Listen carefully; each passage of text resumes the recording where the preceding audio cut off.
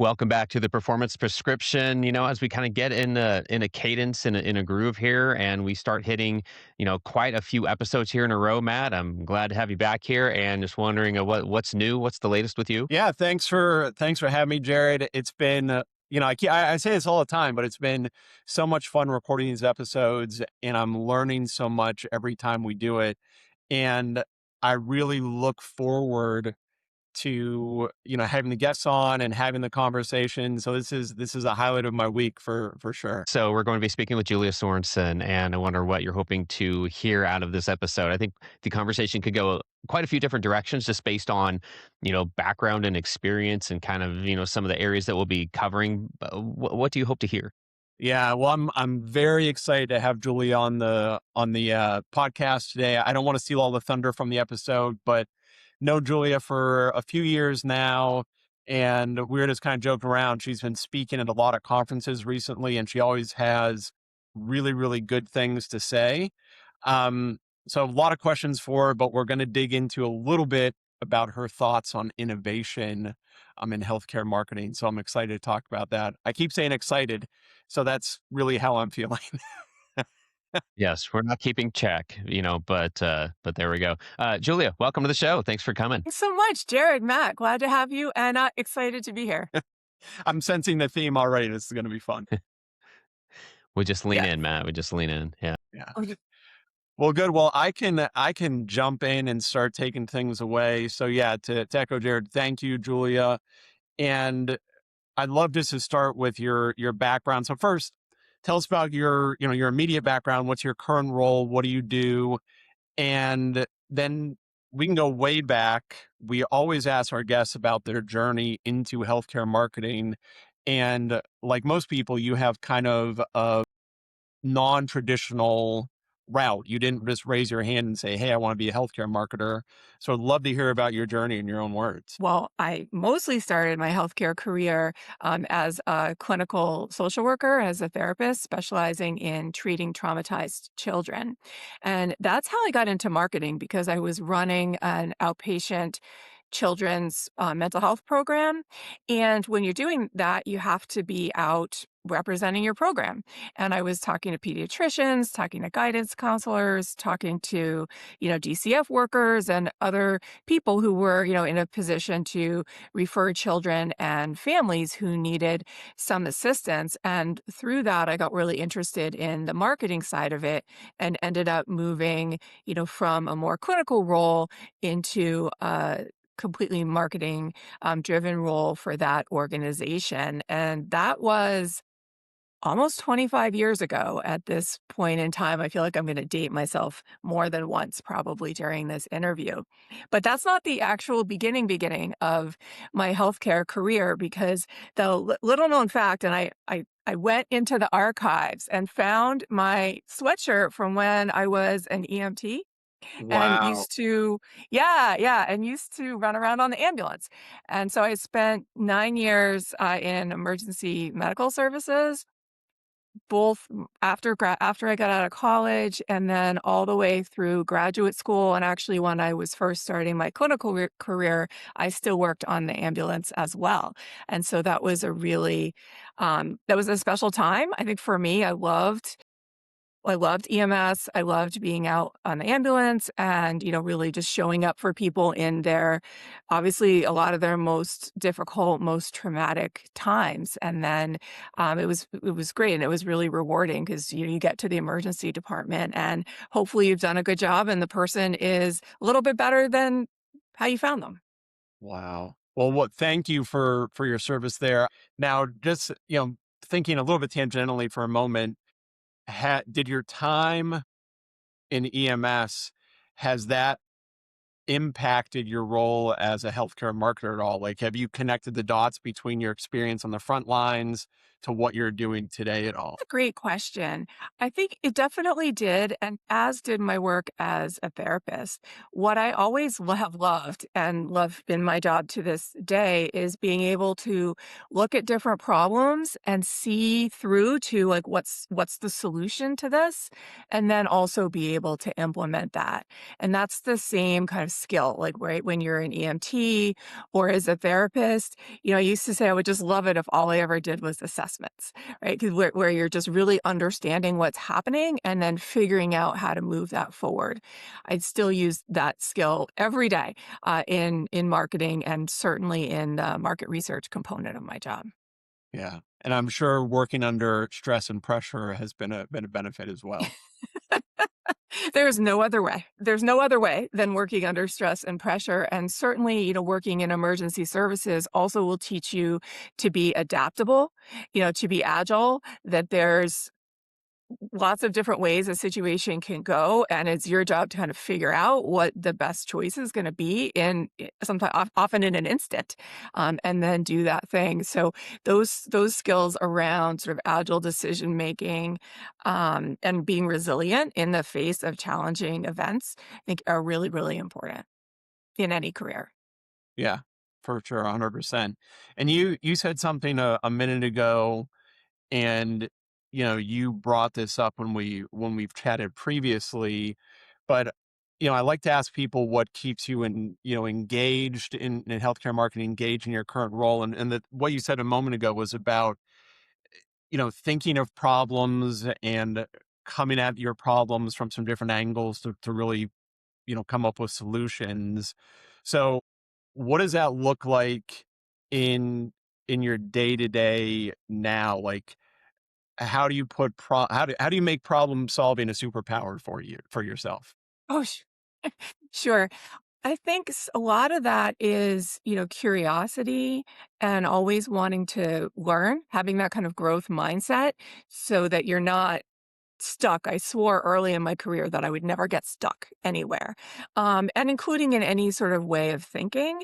So just that curiosity, that growth mindset, I think is important, and it gets us into the innovation realm, right? Where in innovation, you're trying to not repeat what's happened in the past, but actually think in a completely different way and let go of a lot of the business models, a lot of the work, the strategies, the things that maybe have made you very successful so far, but seeing that there's a change that's happening. And so we have to figure out how to do this differently.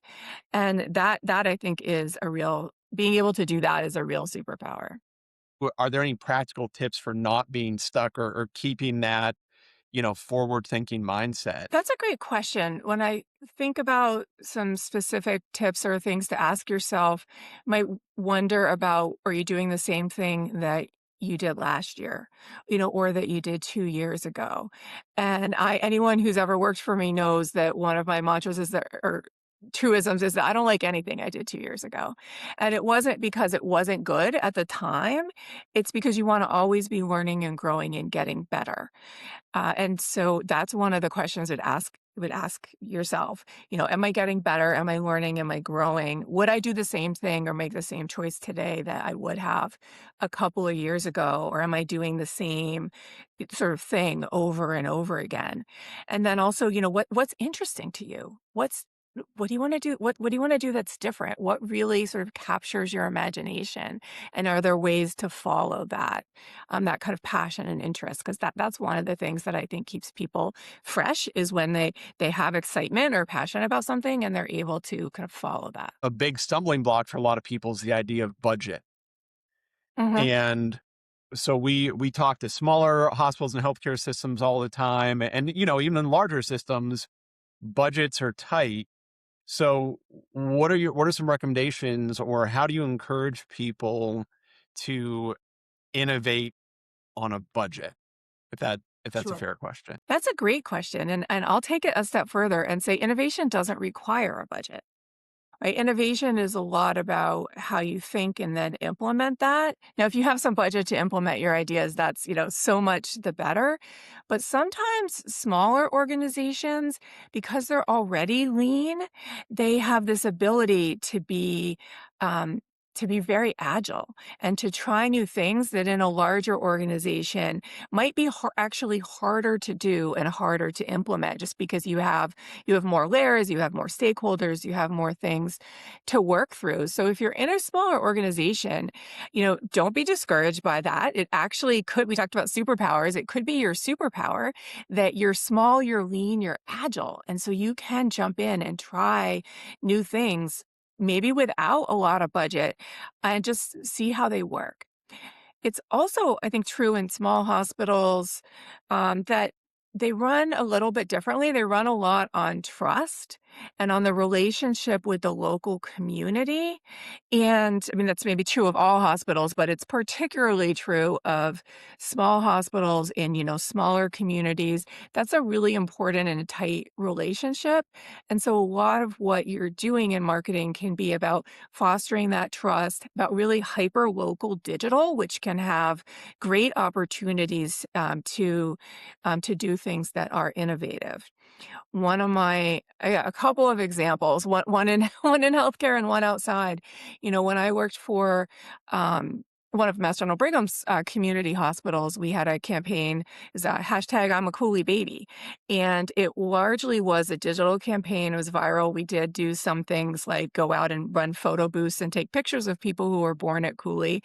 But it really like played on the pride that people in that community have in that organization. And so folks would post their own pictures and get involved in that campaign in a variety of different ways. And so that was a really kind of innovative, low cost, super effective campaign.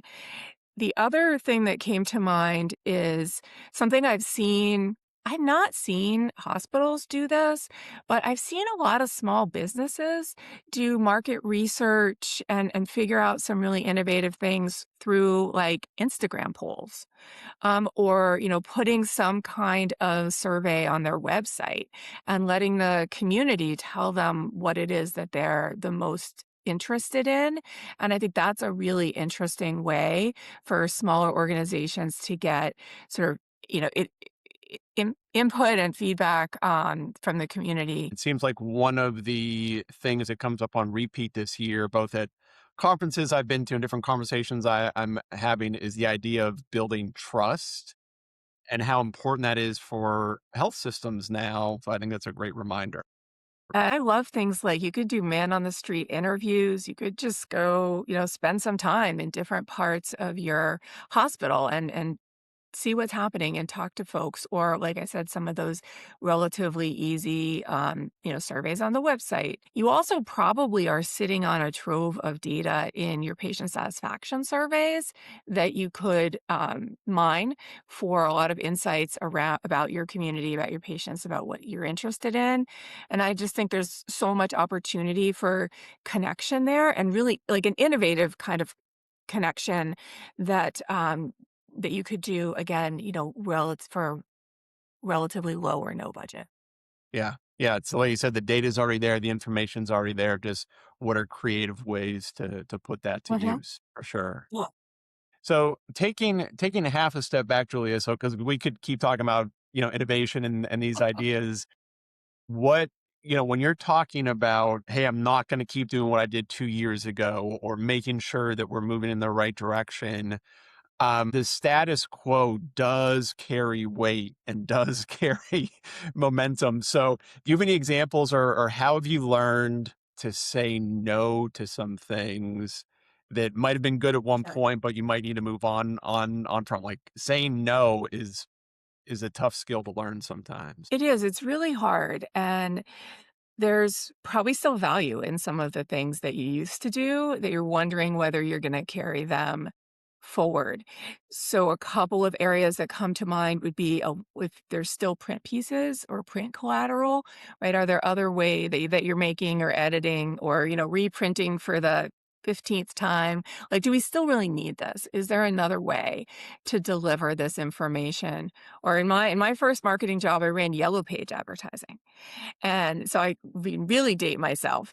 And we had there was a closet. I got the job. I walked in, there was a closet with like shelves on three sides full of yellow pages from all the different places that we were advertising. And that was a big chunk of my job, was kind of tracking and managing that and seeing which yellow page ads were the most valuable and which weren't. And nobody does that today. At some point, it occurred to me that I hadn't gotten the yellow pages sent to my house in years.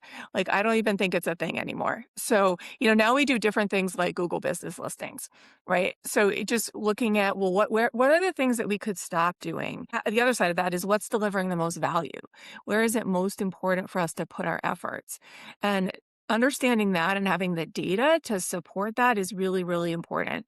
And I know it's not always easy for folks to get to the ROI on their activities, but that's the lens, I think, to look at what you should and shouldn't be doing is, how is this driving value for my organization? Yeah, and that's actually a really critical question, Julia. People want to get clear answers to that, like what value is it bringing? But sometimes that takes the extra work and the curiosity and innovation to really get those answers.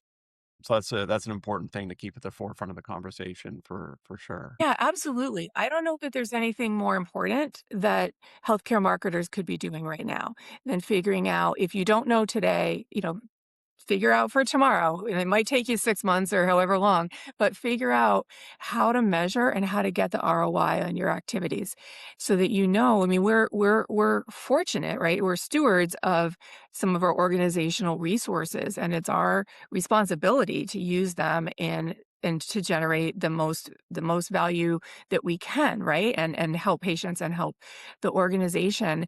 And so to know that you're doing that, you have to have the data, and having that data also helps you know what things you shouldn't be doing. If people have been watching or listening to this podcast in previous episodes, they might know the direction I'm going to go. It tends to do with AI. It tends to do with just tactically where that fits into several of the insights that you've shared that have to do with not only professional development, team leadership, innovation itself, like the day to day, how you keep up with it and how you use it in a general basis. That's a great question. And I'll just take one quick step backwards, because I do run an innovation program where, we carve out resources, people resources, and budget to focus on innovation separate from the day-to-day work. And I just want to underline that, because that's really critical if you're going to have innovation. Innovation projects will be very challenged to succeed if they have to compete with the really important things that we all have to do every day. So it is important to carve it out. And then within our innovation program, a big chunk of it, not all, there's plenty of innovation outside of AI, but a lot of the innovation is AI related. And so our mantra is to use AI to solve problems and to deliver value. So no, like squirrel, no chasing shiny objects, right? For every AI use, saying, what problem is this solving and how is this delivering value to us? So we have been experimenting really heavily with AI and in a number of different ways. And then these are the three buckets I would encourage every organization to think about, which is, how are you using AI for personal productivity, right? For yourself in your work, for your employees in your work? What kind of pilots can you do just to try and to learn? And are there ways that you can use AI to help streamline some of your workflows? So that's great. I love how focused that is and how that gives the whole team, I would guess, like a pretty easy way to determine where to spend their time, what tools to focus on, by saying, is this solving a problem? Is this delivering value? So I love the clarity on that. Yeah, no, definitely. And I think that test and learn mindset is really important, that you're going to run a bunch of pilots and they're not all going to succeed. In fact, if they all succeed, you're probably not being bold enough, right? So you want to see a percentage of your pilots sort of not working, right? Because then you're at the edge of what can be done. And that's all learning that you can fold into future projects, future pilots that you're doing around AI. And I think people sometimes also and I don't know if this is where you're going, Jared, but people sometimes also are just a little overwhelmed with, and I get this question a lot, like, where do I even start? And I would say the place I always encourage people to start is with the tools that your digital or IT department is providing to you. For a lot of people, that's probably Copilot, which is, comes with Microsoft 365. And that's one of our sort of core tenets is that we always use the tools that are provided to us and work very closely with our digital team. And then if that is something like Microsoft 365 Copilot, then just learning about prompting, learning how to use it, asking it, is there more information that you need from me to do this task? Or, look at my work, look at my week and tell me how you could have helped me, right? These are all prompts that you could put in just to start using the tools that you probably, hopefully have available to you within your organization. To go even a step simpler, there are so many videos on YouTube on how to get Yeah. started with AI. And when I first started messing around with AI, a couple years ago, eh, after watching 45 minutes of videos, I felt like I went from 0 to 120 miles an hour. I mean, it's once you get rolling, it's easy and a lot of fun. There's two things that make AI good, and it's the data it's trained on and the quality of the questions that you ask it. And so if you can really focus on, you know, learning how to prompt and reprompt and get the best results out of the AI that you have, that will take you so far. Absolutely. So the final question I have for you today, Julia, you talked a little bit about your history before healthcare marketing. You also have another hidden talent that I'd like to expose for our audience. 'Cause I was surprised by this. So, and this is something not recent, but this is current. It's not just in your past. It's something you do That's currently. right. So, what is your superpower outside of work? Well, one of your superpowers outside of work. Well, I don't know if it's a superpower, but my hobby outside of work is painting. And so I do a lot of painting in both oil and acrylic, mostly abstract. And I really find sort of great joy in that as an expressive medium.